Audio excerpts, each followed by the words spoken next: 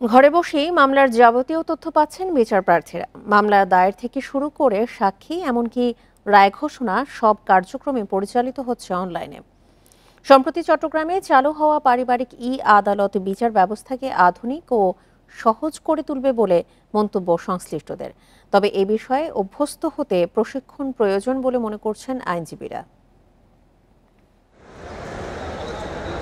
সময়, শ্রম, অর্থ সাশ্রয়, মামলা জট কমানোর লক্ষ্যে ঘরে বসে সেবা গ্রহণ সহ নানা সুবিধা নিয়ে চট্টগ্রামেও চালু হয়েছে ডিজিটাল পারিবারিক আদালত। বিবাহ বিচ্ছেদ, দাম্পত্য অধিকার পুনরুদ্ধার, মোহরানা ভরণপোষণ, সন্তানের অভিভাবকত্ব ও হেফাজত, এই 5 ধরনের বিচারিক কার্যক্রম পরিচালিত হচ্ছে পারিবারিক আদালতে।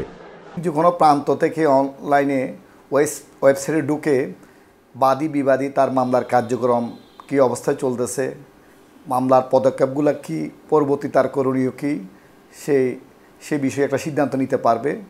বিচার প্রার্থীরা নির্ধারিত ওয়েবসাইটে ওটিপি ভেরিফিকেশনের মাধ্যমে যে কোনো স্থান থেকে মামলা দায়ের, হাজিরা, সাক্ষ্য দিতে পারবেন, নিয়োগ করতে পারবেন আইনজীবী। আবার অনলাইনেই পাওয়া যাবে মামলার অগ্রগতির তথ্য।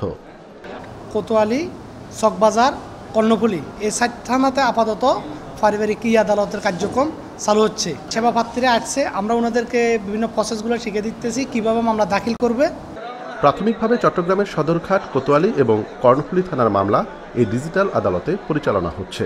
তবে আইনজীবীরা বলছেন নতুন এই ব্যবস্থা নিয়ে যথেষ্ট প্রশিক্ষণ প্রয়োজন। যদি কিছুদিন নিয়মিত প্রশিক্ষণের ব্যবস্থা করা হয় তাহলে আইনজীবীরা এই ব্যাপারে দক্ষ হয়ে উঠবে। গত সপ্তাহে ঢাকায় এই সেবা চালুর পর চলতি সপ্তাহে চট্টগ্রামে তা চালু হলো।